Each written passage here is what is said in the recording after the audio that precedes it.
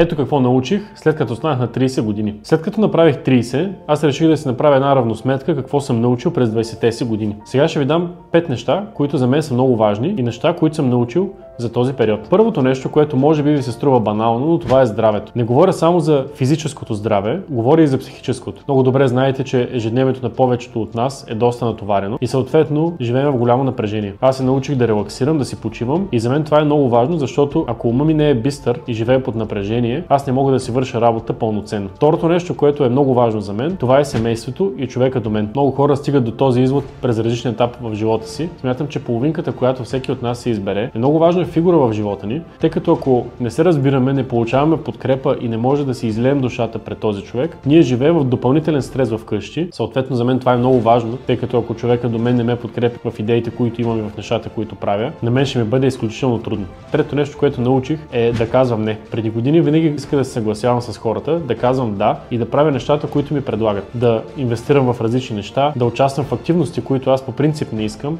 но тогава казвах да, само и само за да бъда между хората. Научих се да казвам не и да правя нещата, които на мен са ми интересни и готини, а не които ме карат на сила. Четвъртото нещо, което научих, е да не се сравнявам с другите. Разбира се, то е заложено в природата ни да се сравняваме с хората, но смятам, че човек да бъде успешен е различна дефиниция за всеки от нас. Един иска да има сигурна работа, друг иска да бъде авантюрист и да обикаля света, трети иска да инвестира в различни бизнеси и да гони кариерно развитие, така че всеки от нас в тази игра е на различно ниво. Това, което се мъча да правя аз, е да се сравнявам с себе си, да преборвам нещата, които съм направил вчера, миналата седмица, миналия месец, миналата година и да подобрявам действията и резултатите си спрямо минал период. И петото нещо, което научих, е, че дискомфорта ми харесва ужасно много. Смятам, че човек, когато му е дискомфортно, тогава се развива. Затова, колкото и банално да звучи, аз обичам да излизам от комфортната си зона, за да мога да правя нови неща и да се развивам. Интересно ще ми бъде да напишете в коментари да ми кажете кое според вас е най-важно за живота и за развитието на един човек.